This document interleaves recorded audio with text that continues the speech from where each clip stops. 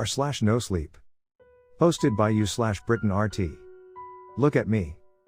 When I say the word tree, what comes to mind? A brief and perhaps contemplative silence lingers for a moment. It's okay, there's no wrong answer. After a slight continued delay, the boy responds to the man's question. The songs they sing in the wind. He paused. Anything else? The man pressed. I dunno, I don't go outside much. The sound of some typing can be heard on the tape. The boy sits in quiet, just the occasional muffled cough revealing his presence until he is spoken to once more. What do you think a tree looks like? That's not a fair question. The boy protests. Alright then, what do you imagine a tree looks like? Again silence. I can imagine what the boy was thinking, and even just listening to the question trickle out from my speakers fills me with irritation. The boy simply began to describe the attributes of a tree. It is green, or maybe brown. It has branches. It is tall, etc. All just regurgitations of how others had described them to him. I know they are simply mimicry. He hadn't the faintest concept of what a tree looks like. In fact, I am certain he had no idea how to even imagine what seeing even was. It simply didn't exist within his realm of experience. It never had, and it never would. To him, the question seems unfair, and perhaps it is. But I envy his innocence. He doesn't know what he's missing. Those were the notes I wrote in my diary describing my initial impressions of the recording, or at least a small bit of it. I had found dozens of these interviews with people of all ages, ethnicities, and backgrounds. They all had one thing in common though. None of them had ever seen anything. Born blind, they never knew the sight of a sunrise, the friendly face of a parent or sibling, the vibrance of a motion picture. No, they knew of these things, but only secondhand.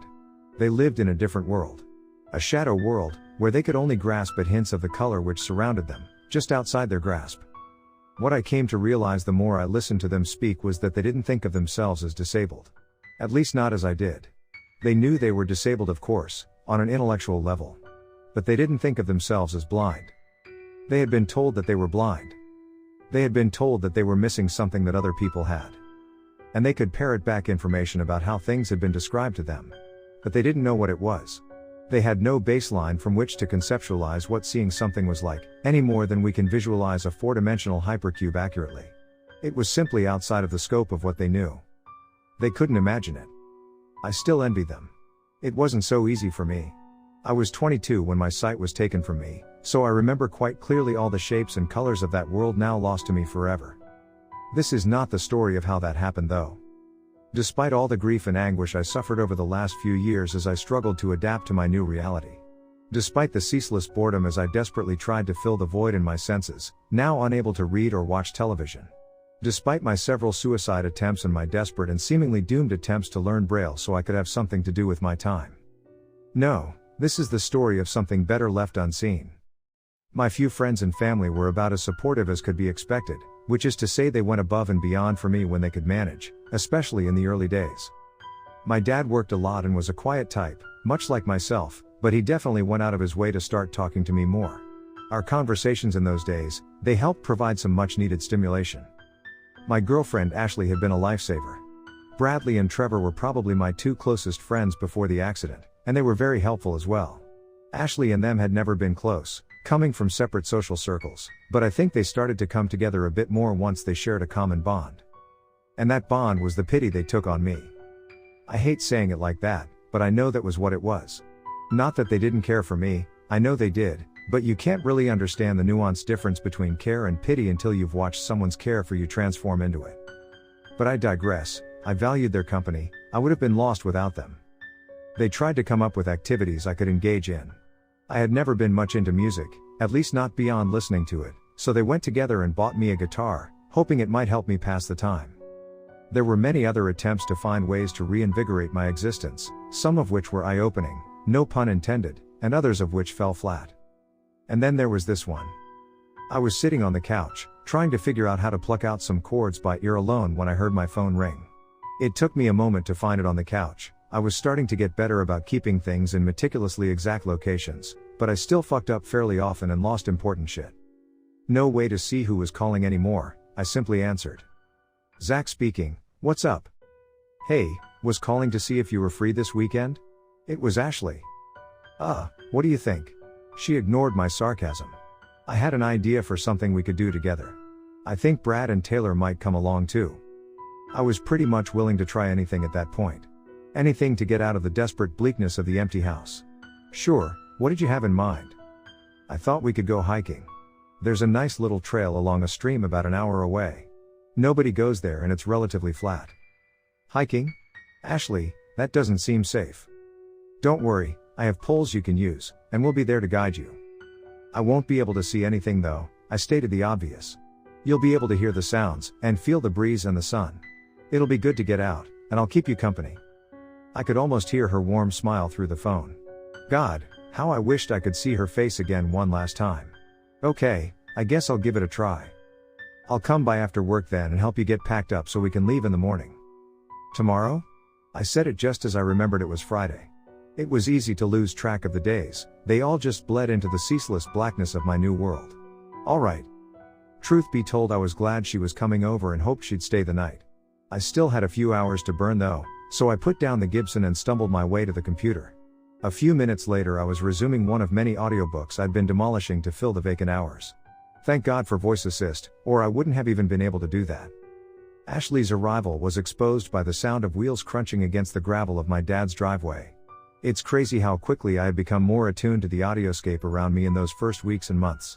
Little details I had never noticed before were now front and center in my experience of the world. Getting to my feet, I grabbed my walking cane and prodded my way toward the door. It was still easy to get disoriented, and the light aluminum rod helped me scope out my surroundings and guess at my location and bearing. The door opened before I could make it there. Hey hon, you know you don't have to get up. It's fine, I've been on my ass all day. Truth be told, I was sort of looking forward to getting outside, even if I was a tad worried about not being able to see where I was stepping. I'll go make a pizza, I added, and started to wander toward where I thought the kitchen was. I could operate the oven by memory. Don't bother, I brought Chinese. She finished unloading all the gear she had brought, and then we ate on the couch and listened to some light music while we chatted a bit. So that's a lot of stuff for a hike. I couldn't see it of course, but I had been able to hear her unloading it all over several trips back and forth to the trunk of her car. I forgot to mention, we're gonna camp. Just a couple miles down the path there's this beautiful little waterfall. I used to hang out there as a kid. Ashley spoke through a mouthful of noodles. Oh, so it's out near your old house then?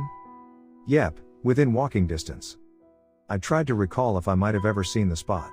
I'd been out to her old family home a few times before they sold it, but I didn't recall her ever taking me hiking. Bradley texted me to say he can't make it, but Trevor is coming.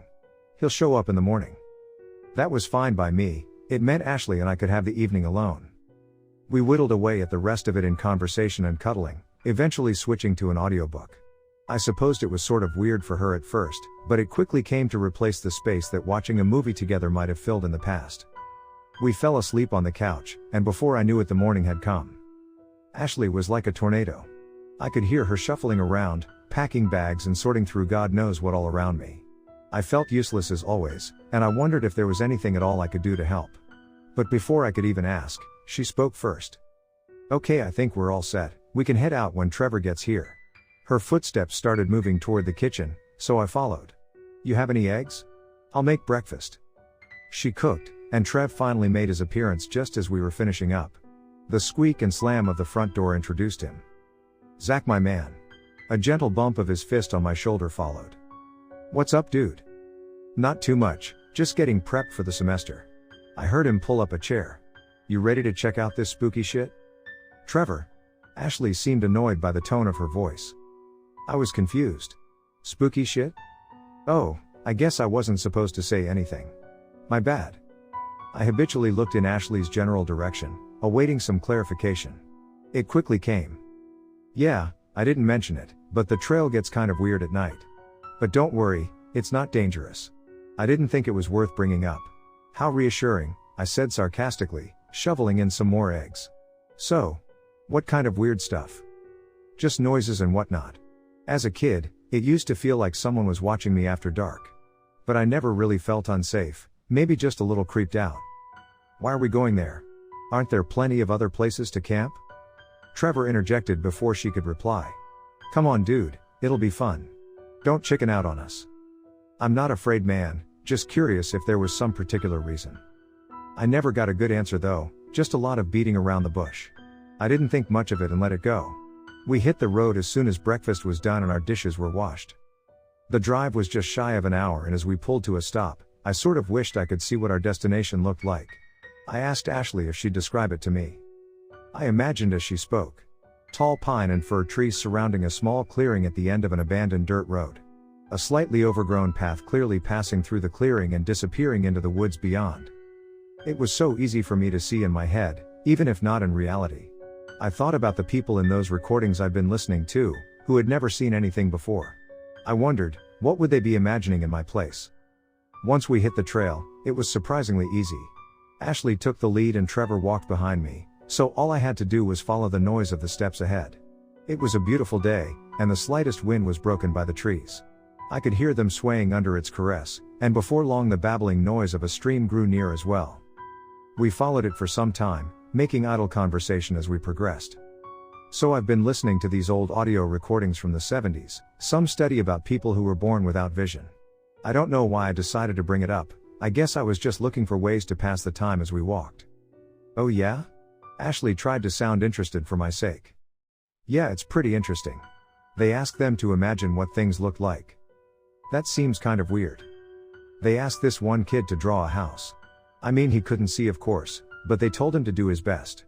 What's really weird was that while most people would have drawn a box with a roof and a window and door, or something similar, he only approximated the stuff inside the house.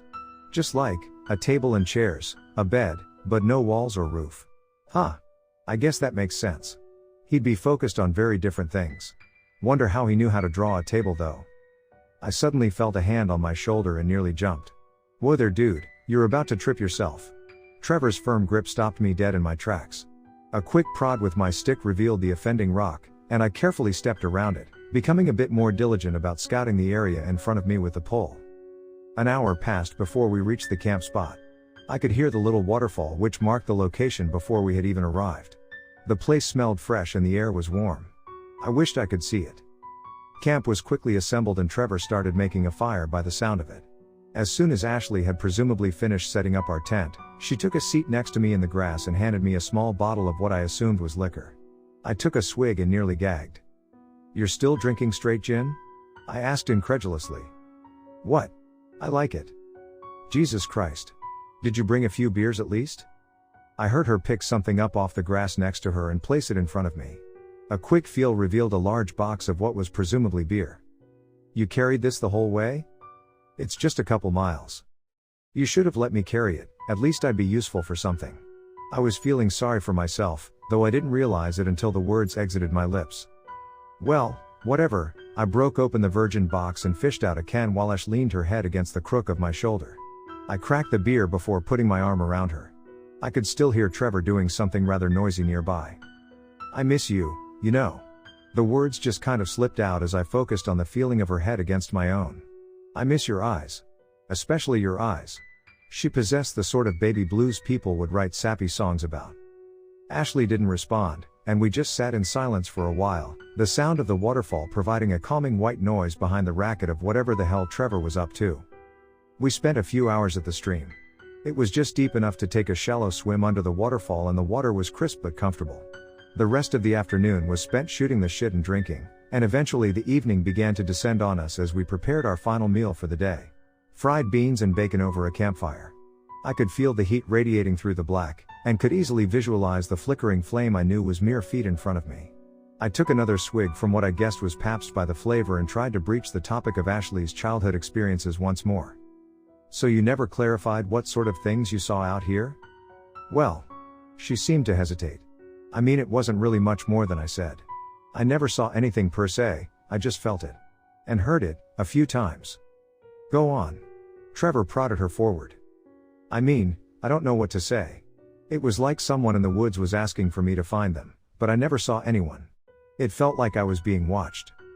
That was something I had never thought much about until I went blind. Since then though, I had become somewhat more conscious of just how easy it is to overlook the presence of another person. Hell, someone could have been standing outside my window every night and I'd be none the wiser, unable to detect them unless they made noise. Even just being out in a crowd, I never knew who was staring at me. Do you feel it now? Trevor asked. No. Not really. Me neither, he concluded. Maybe for the best. Rather later, the three of us had become drunker and louder, more or less in that order. I could tell from the cooling temperature it was likely dark out, but the warmth of the small fire and the booze kept moods high. Ashley had just about convinced Trevor to sing some dumb song when my phone rang. I managed to find it in my pocket and tapped it on. Reception wasn't great, but I could mostly make out Brad's distinctive voice. "Hey, sorry I couldn't make it, how you all doing?" "It's all good. We're fine, just drinking and waiting for the witching hour or whatever the hell it is we are doing out here." "Witching hour?" He seemed as confused as I had been. "Cool, I guess. How is it out there?" Before I could reply, Trevor shouted annoyingly loudly. "Look at me." I almost said something back in irritation, imagining whatever joke face he might be making at Ashley, but I let it go and resumed talking. "Well, it smells like pine and dirt. But it's nice, I guess. Someone else will have to tell you what it looks like, as that's outside of my expertise. 1 second. I offered the phone in Ashley's general direction. A few seconds passed, but she didn't take it. "Yo, Ashley. It's Bradley." I prodded at her, but she wasn't there. I could swear she had been right next to me just a second ago. Sorry Brad, can I call you back?" She must have gone to take a piss or something. "Sure, just ring me whenever." I didn't have anything to say, just wanted to apologize for not making it. "Hope you all have fun." "Thanks man, appreciate it. Sorry you had to work. I'll catch you sometime tomorrow if you don't hear from me." We hung up and I cracked open another beer. The noise made me aware that Trevor had gotten pretty quiet, so I decided to see what he was up to. "Are you nervous about school starting up again?" After a few moments passed without an answer, I started to realize he wasn't there either. "Hello? Guys?" No response. I remember in that moment the chill which crept over me. It was a feeling of being alone, uncertain, blind and helpless in the wilderness. I could still feel the warmth of the campfire before me, but I could see nothing of it. I shook off the feeling. Probably just overthinking it. Maybe they both had to piss at the same time or something. Stranger things had happened. I sat there by myself in the dark, drinking my beer. I wasn't tracking the time, but after what felt like half an hour or so, I started to worry again. "Guys, this isn't funny. Did you all go to bed or something?" I stumbled to my feet and grasped for my white cane, accidentally knocking over what must have been the tin Ashley had been eating from. I bent over to right it and noticed it was still full of food as my finger penetrated its now lukewarm contents. "Ashley?" I was growing increasingly frustrated. How could I have not heard them get up? I started shouting. "Seriously, where are you all? You're scaring me." Making my way to where I guessed the tents had been set up, I nearly fell over one of them. "Are you in there?" I felt my way around it until the zipper was located. It made its signature noise as I quickly pulled it up and around, exposing the interior of the makeshift structure. Crawling in though revealed only what I had feared. It was empty. I made my way to the other tent next, though it took a bit of clawing at the air to find it.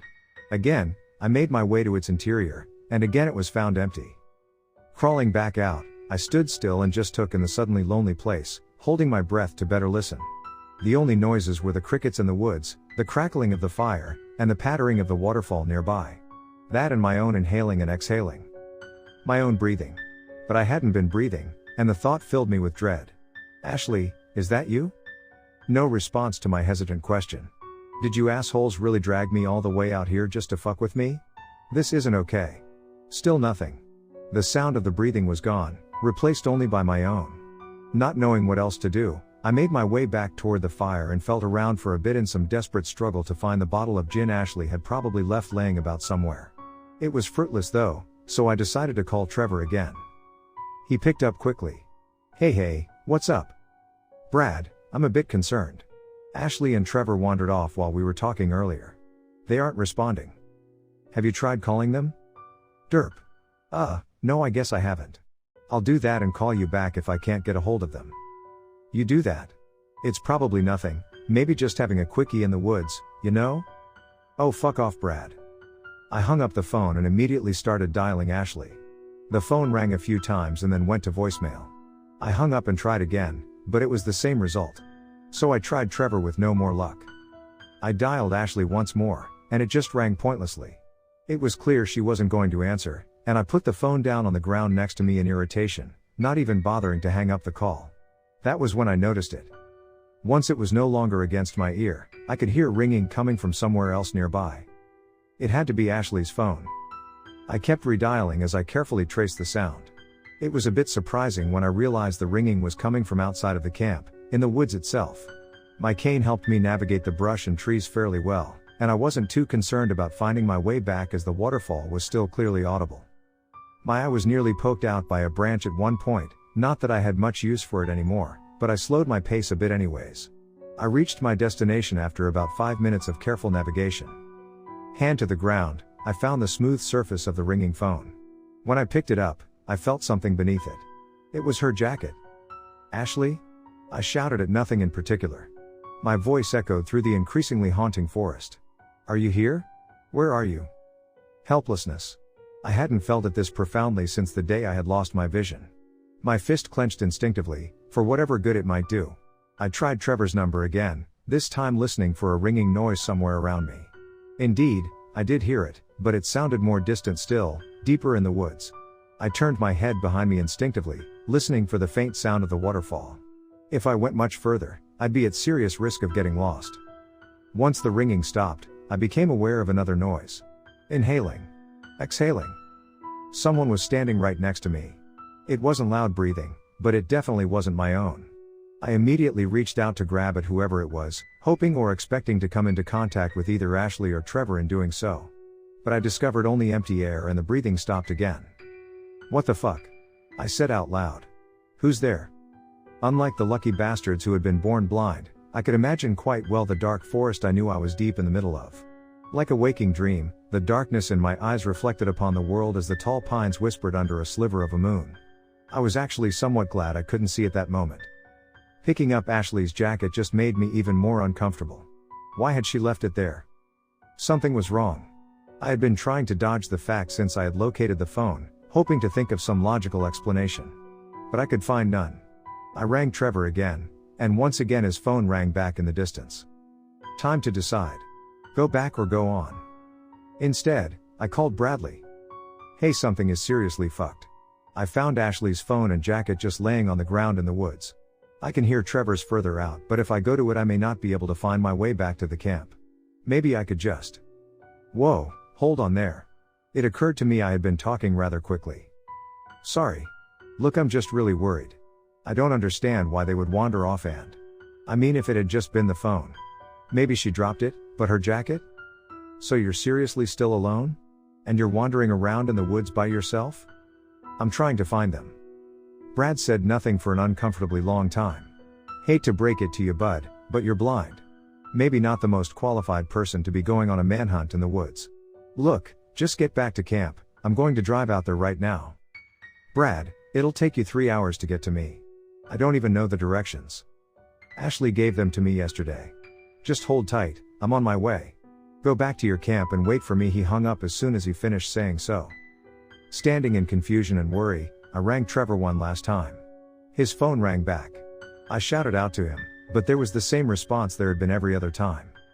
Nothing, beyond the song of the wind as it danced with the trees above me.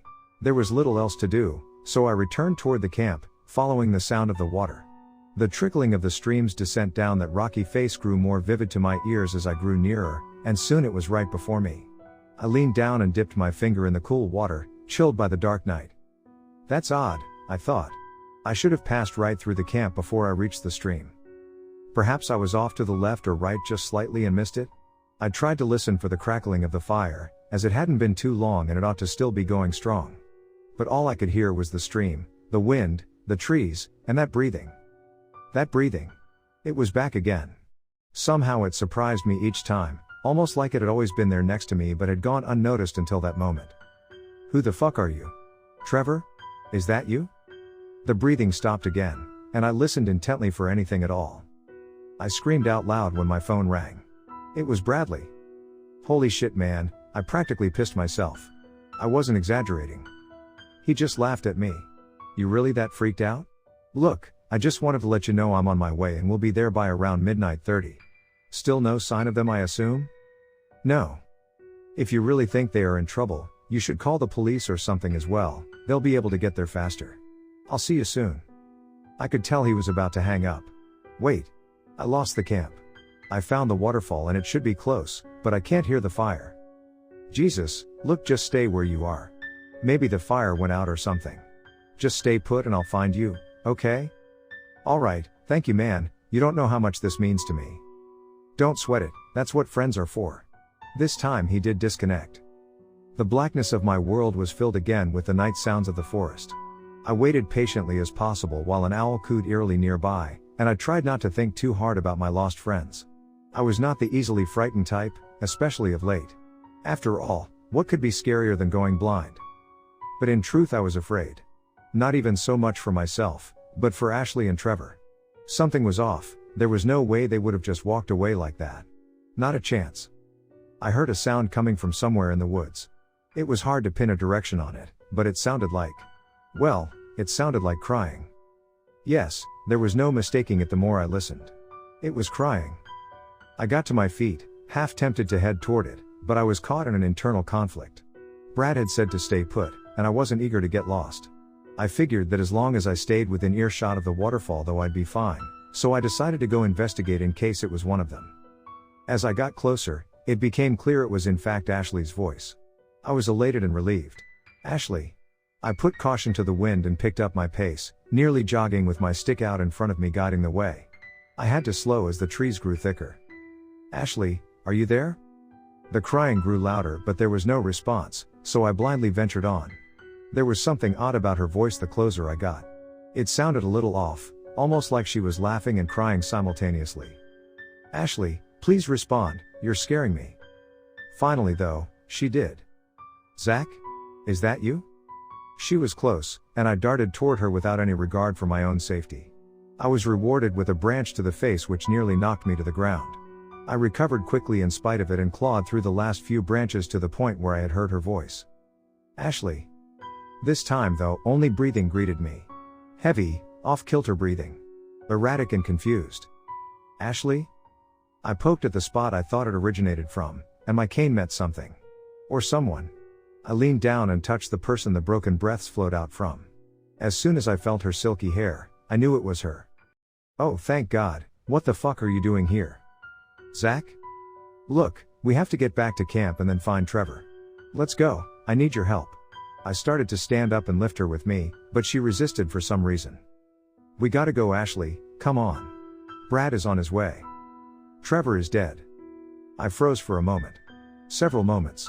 I wasn't keeping count. What? Another pause. What do you mean he's dead? Look at me. She sounded surprisingly unemotional as she said it. She knew full well I couldn't look at her. What are you talking about? I lifted her to her feet more forcefully as I awaited her clarification. Ashley seemed to regain little coherence as we tripped our way together back toward the sound of the waterfall. She was apparently as blind as I was in this dark and I heard her take a few needly branches to the face. Nothing more was spoken until we found the camp. Apparently I had totally overestimated its proximity to the waterfall. I guess I was still getting used to visualizing distances from sound alone. Fortunately, we had made it back and I could feel the heat of the fire once again. Ashley immediately began to dig through a bunch of stuff and it wasn't until I heard her gulping down something that I realized what she was doing. Hey babe, lay off the liquor. We need to be sober to go look for Trevor. She snapped. I told you he's fucking dead. I didn't really believe her, though I didn't really know what I did believe. That can't be right, you two just wandered off quietly, I didn't even hear you go. What happened anyways? Instead of answering my question, she just resumed crying again. That same disconcerting cry I had heard in the woods. There was something almost inhuman about it. You really don't sound well, maybe we should just head back up the trail. Trevor can take care of himself, once Brad gets here he'll go look for him. The wind was picking up strength, and the song of the swaying trees was accentuated by the creaking of their old trunks and the clicks of their many branches. Ashley's tears turned to quiet breathing again. Clearly in great distress, I realized then that she was definitely not in any shape to be doing much of anything, and I certainly wasn't about to go back into the woods by myself. We'd wait for Bradley. Ashley didn't speak once for the next hour or so, no matter how I tried to coax words from her. I just sat about, occasionally saying something, anything to get a rise out of her. She took it all like a stone. I finally lost my patience, and plopped myself down right next to her, taking her hand. Look babe, you gotta say something. I don't know what's going on, please talk to me. Her jagged breaths made me feel ill, Like there was something stuck in her lungs. Still ignoring me, I began to grow a tad angry. Trevor could be in trouble. I need your help to find him. Look at me. I didn't know what to say. What? I can't. Look at me, look at me, look at me. This horrifying repetition just flooded from her for several minutes, gargled through giggles and tears. Even my imagination wasn't capable of picturing the look which must have been on her face, a contortion of contradictory emotions. She sounded insane. I nearly yelled in excitement when I finally heard the noise of boots breaking twigs coming from just down the path. I knew it was Bradley. Thank God, I said, scrambling up and making my way carefully toward him. Bro, you don't have to get up, I'm almost there. Just hearing his voice sent a wave of relief through my entire body. I ignored his idea and met him at the camp's edge. Before he could get another word in, I just unloaded everything I knew. Ashley is here, I found her, but she seems to be in a bad headspace. She says Trevor is dead, but she won't say anything more, and frankly I don't think I believe her. I think he might have been following me around the woods. I heard someone breathing near me. I don't know what's going on, man. Brad took a deep breath. Alright, hold up, you're hitting me too fast. I'm going to check on Ashley first, then we'll figure out our next steps. I heard him walk past me and toward the campfire and my now silent girlfriend. Ashley, you alright? Zach was saying you were acting. What the fuck? Look at me. I couldn't see what was happening, but Bradley's shout of surprise ended as quickly as it began, and for a moment everything was still again except for the wilderness which surrounded me. But it didn't take long before I heard shuffling coming from the direction of the campfire. Brad? Ashley? What just happened? A sickening feeling developed in my stomach when neither answered. But I could hear someone walking toward me. I began to instinctively back up as it drew closer. Each boot step on the forest floor cracked twigs and crushed leaves. Even this early in my newfound condition, I had become at least well enough attenuated to the sounds around me to recognize a noise when I heard it twice. Brad? I know it's you. I can tell from your boots. His breathing intensified and I could feel it on my face. Zach? Brad, what happened? What are you doing? Look at me. Brad. I put my hand out and touched his light coat. He did not react. Brad, please say something. I couldn't stand to look at it. You can't imagine. You can't imagine it. I'd had enough. I'm calling the police. Can you please just tell me the address Ashley gave you? Ashley is dead.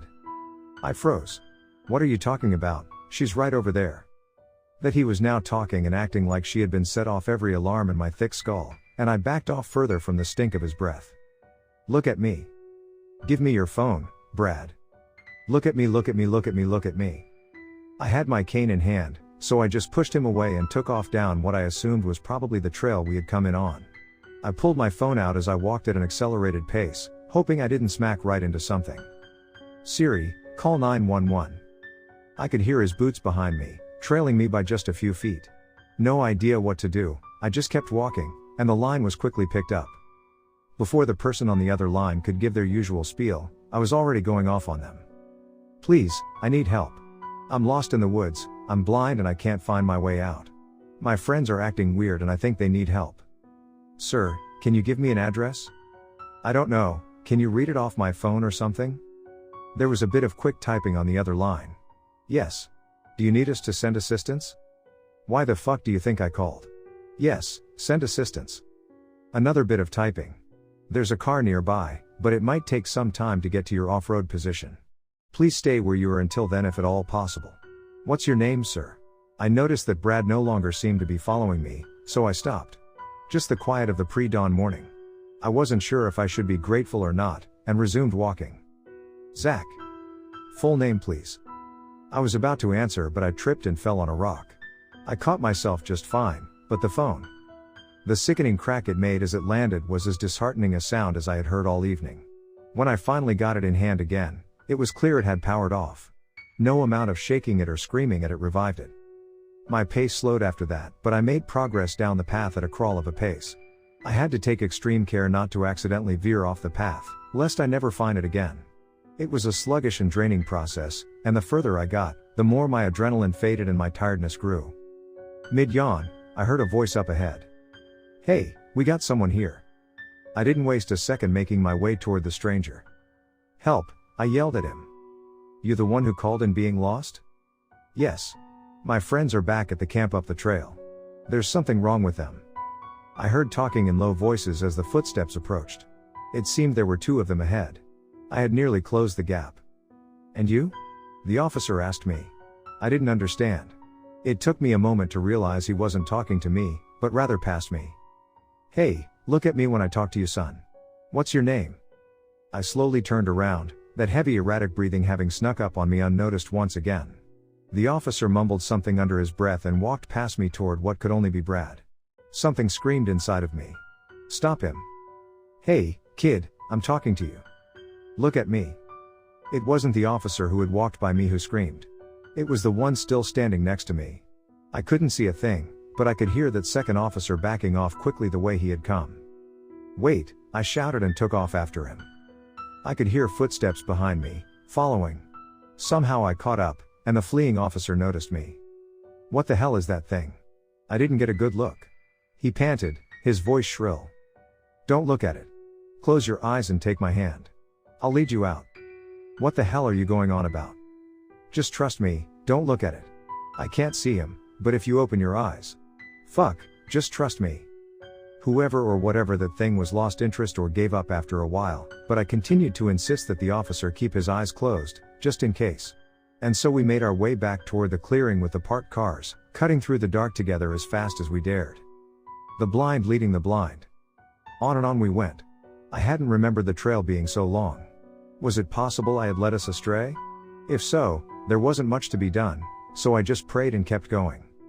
And we finally made it. A quick radio call was sent out requesting backup, then the officer let me get into the passenger side seat so we could get the fuck out of there. Something I was more happy to do. I heard the engine go on and the distinct sound of him clicking on the car lights. Holy shit. He screamed as the headlights presumably flickered on. I couldn't see it, but I heard it. Look at me. Bernie's Law. Bernie's Law. I still remember the day I heard the term, first used in jest among peers but eventually usurped into something of a formality. It's an odd thing, having your name attached to something which transcends you. After all, the deduction really wasn't my doing at all. Many of my colleagues were just as involved. Yet there it was, my name. Attribution, even if locked within the confines of top secret clearances and other such puzzles. My work, recognized. My name, a law of nature. A law of nature. Bernie's Law. But let's take a step back and talk about someone else. After all, science is a process, and everything discovered utilizes assumptions made possible by the hard work of those before us. This is no different, and I could cite many such individuals who led us to this point. Frank Drake was before my time, but he was certainly ahead of his own time. Pioneering the use of radio to try and discover the presence of extraterrestrial intelligence was probably his most famous enterprise, but certainly not his only one. He rubbed shoulders with the likes of Carl Sagan and other larger-than-life astronomers of the day, and left us with a little idea called the Drake equation.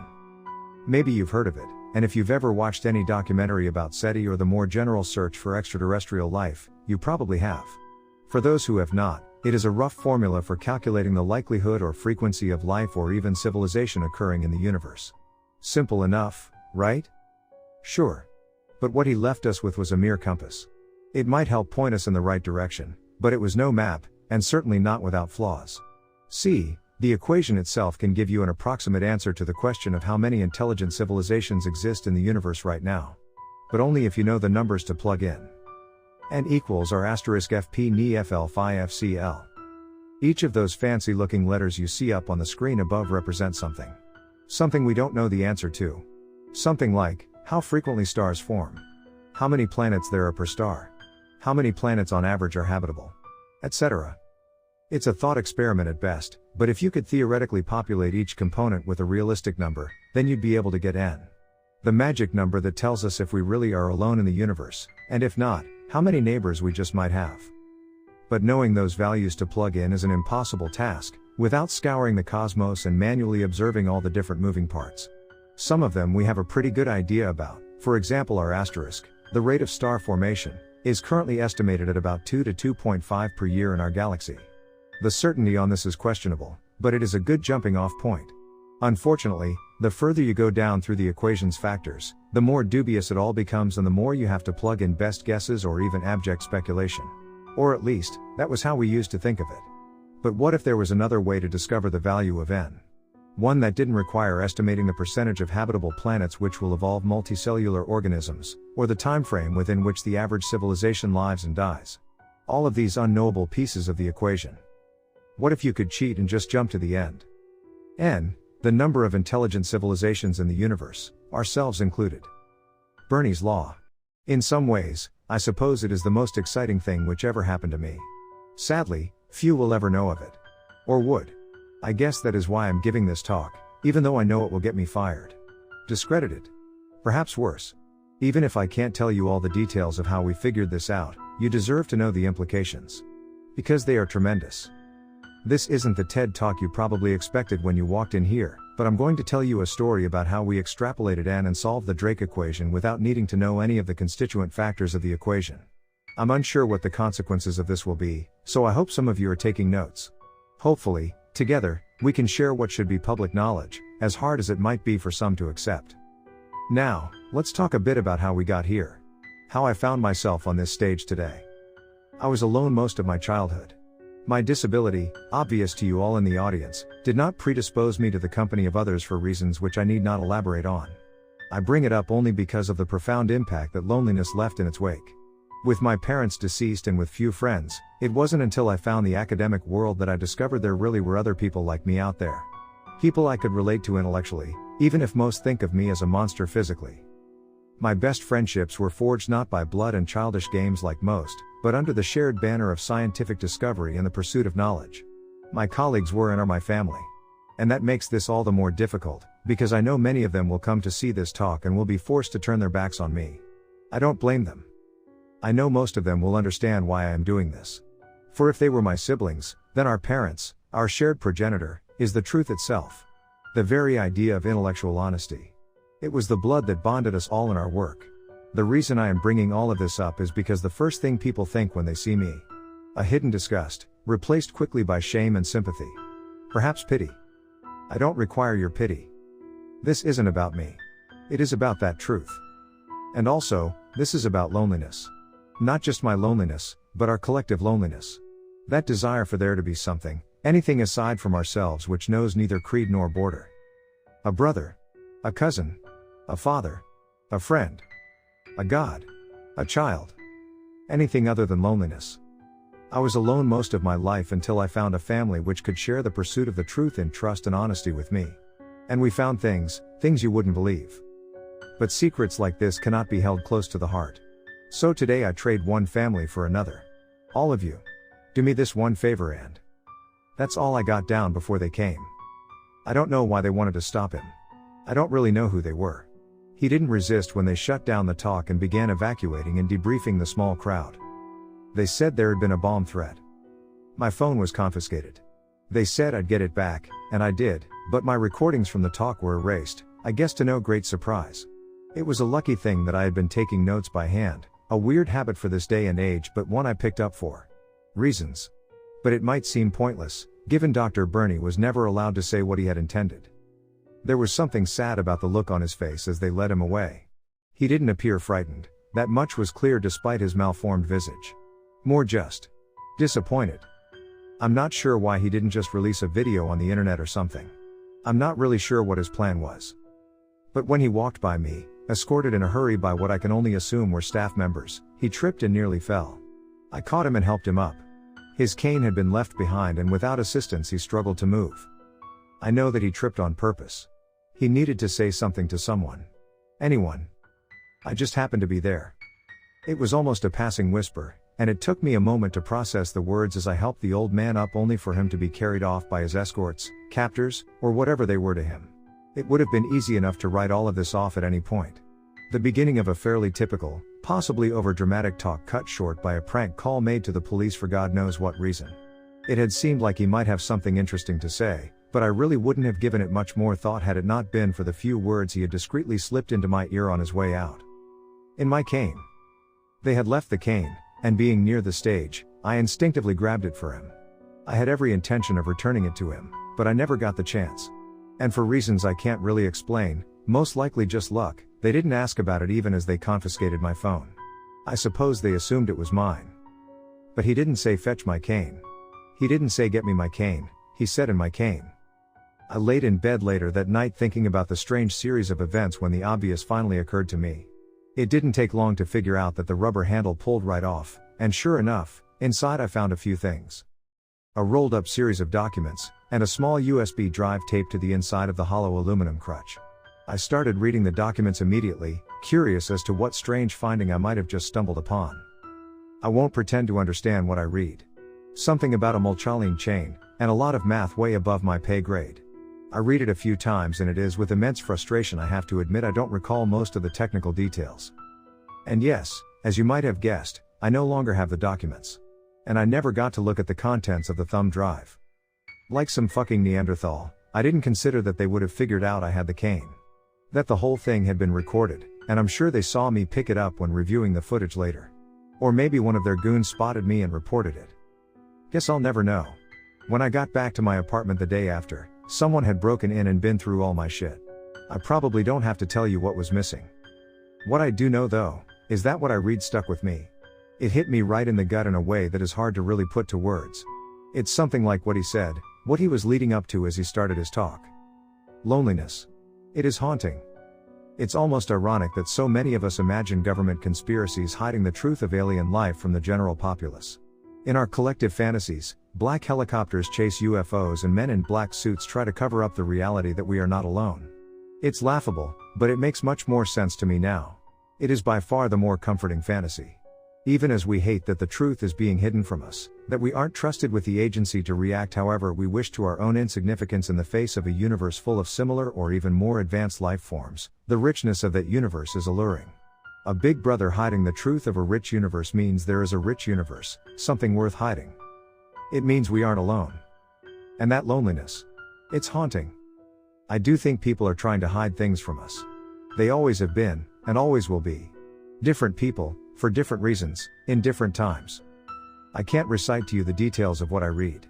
I can't attest to their veracity, beyond saying that I think that this Dr. Bernie believed what he wrote.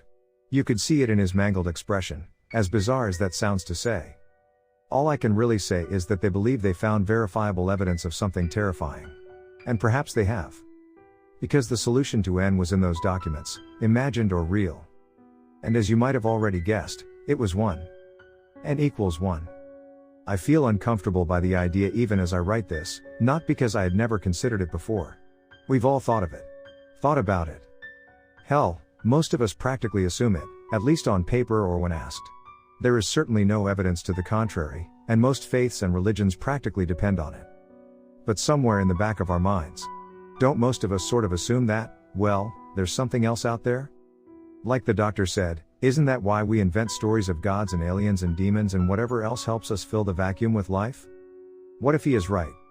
It's almost impossible to take seriously. Trillions of galaxies, with hundreds of billions of stars each, most of which have planets. How could it be possible? It seems improbable. Impossible. But what if they are right? What if, in the end, we're alone? Maybe the first. Maybe the last. Maybe both. But completely. Utterly. Alone.